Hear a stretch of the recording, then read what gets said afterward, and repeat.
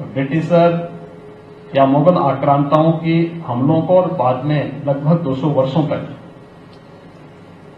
Britisher की गुलामी को झेलने के लिए मजबूर होना पड़ा।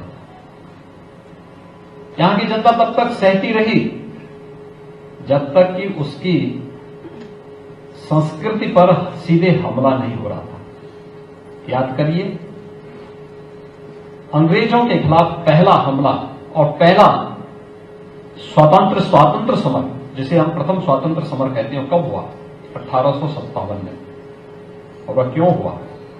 क्योंकि गाय की चर्बी और सूअर की चर्बी से बने हुए कारतूस भारतीय सैनिकों को दे करके उनकी आस्था के साथ, उनकी संस्कृति के साथ सीधे सीधे हमला करने का प्रयास हुआ था।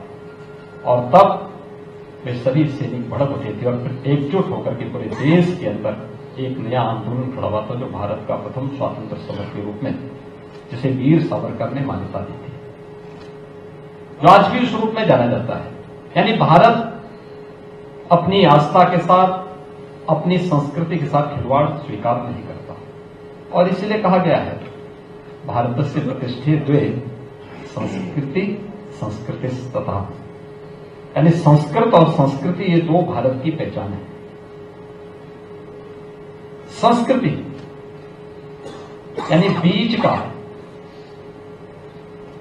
पनप जाना, एक वृक्ष बन जाना, फल फूल करके लोक कल्याण के माध्यम से किसी को छाया देना, किसी को फल देना, और बाद में फिर अपनी मारती लकड़ियों से लोक कल्याण का मार्ग प्रशस्त कर देना। एक एक अवयव उपयोगी है।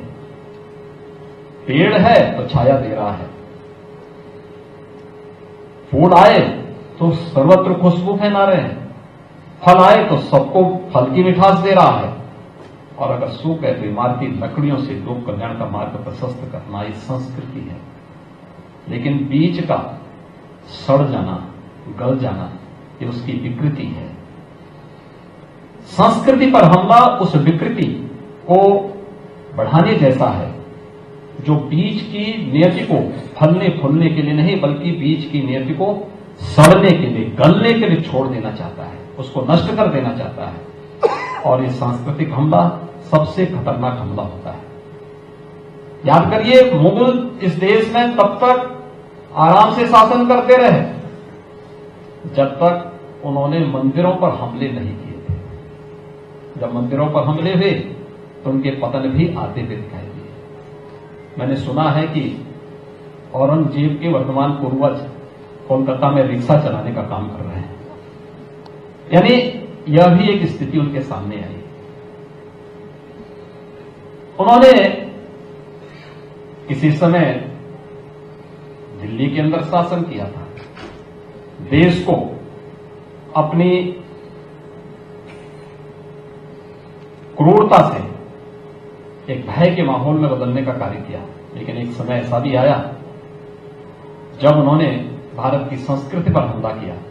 परिणाम हम सबके सामने है। अलग विषय है